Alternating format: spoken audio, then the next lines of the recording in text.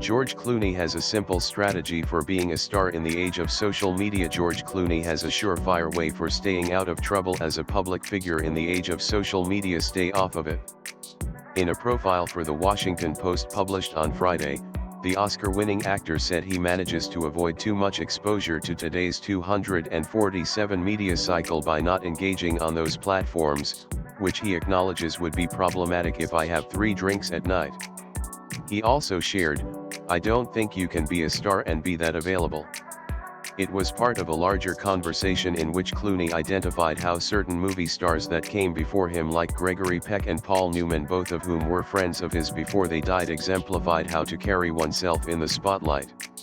"It doesn't mean you can't be goofy and do stupid things, but it means stand up for the things you believe in, carry yourself with a little bit of dignity," the Ticket to Paradise star said. And both of them had great humor about themselves. Clooney, who is being honored at the Kennedy Center this month alongside Gladys Knight and U2, among others, is active in humanitarian efforts in addition to his pursuits as an actor, producer, and director. Ethan Hawke, who directed Clooney in a voice role as Newman in this year's HBO documentary The Last Movie Stars, observed that it's no surprise he's getting such a prestigious honor. CNN and HBO Max are both part of the same parent company, Warner Bros. Discovery.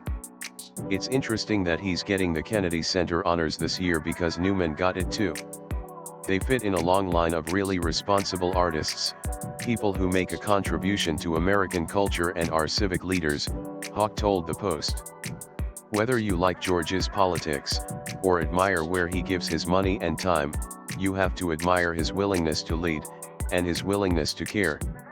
Steven Soderbergh, whose 1998 masterpiece Out of Sight starred Clooney opposite Jennifer Lopez, said the actor is unique for not caring that his politics might compromise the reach of his stardom.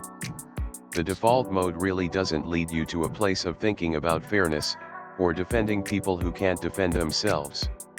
It's great when people use that juice for those purposes, but that's not the way the stream flows," Soderbergh said of Clooney's efforts through his Clooney Foundation for Justice alongside wife Amal, a human rights attorney.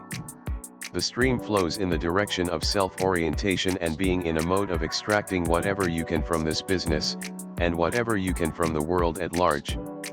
He's one of the few people who punches upward. That's rare."